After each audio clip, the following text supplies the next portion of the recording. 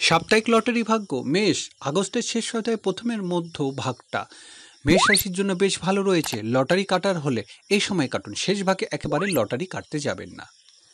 বিশ রাশির অর্থভাগ্য এ সপ্তাহে খুব একটা খারাপ নয়, ভাগ্য যাচাই করে দেখতে চাইলে লটারি কাটতে পারেন।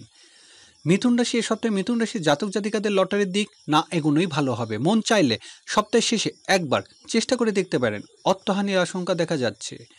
কর্কট রাশি, সপ্তাহের শুরুতে কর্কট রাশির জাতক জাতিকারা একবার চেষ্টা করে দেখলেও শেষের দিকে একেবারে লটারি কাটতে যাবে না, লোকসান হতে পারে।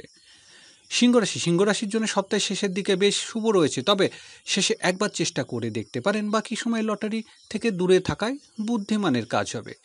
কন্যা রাশি, আগস্টের শেষের সপ্তাহে কন্যা রাশির জাতক জাতিকারা ভেবেচিন্তে লটারির দিক এগোন, বেশি অঙ্কের লটারি না কাটাই ভালো হবে।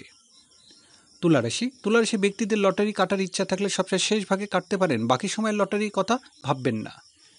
বৃশ্চিক রাশি, লটারির দিক দিয়ে এই সপ্তাহে বৃশ্চিক রাশির জন্য মধ্যম প্রকৃতি থাকবে, মন চাইলে একবার চেষ্টা করে দেখতে পারেন। ধনুরাশির জাতকদের এ সপ্তাহে অর্থপ্রাপ্তির থেকে খরচ বেশি হতে পারে বলে মনে করা হচ্ছে, তাই যে কোনো সিদ্ধান্ত খুব বুঝে নিতে হবে। মকর রাশি, এই সপ্তাহে মকর রাশি আয় ব্যয় সমান দেখা যাচ্ছে, এই কথা মাথায় রেখে লটারির দিকে এগোন। কুম্ভ রাশির জাতকদের এই সপ্তাহে খুব বেশি অঙ্কের লটারি না কাটাই ভালো হবে, মন চাইলে কম সংখ্যার লটারির টিকিট কাটতে পারেন। মীন রাশি, লটারির দিক দিয়ে এই সপ্তাহে মীন রাশি জাতকদের জন্য খুব একটা ভালো নয়, ইচ্ছা থাকলে একবার কম অঙ্কের লটারি কেটে দেখতে পারেন।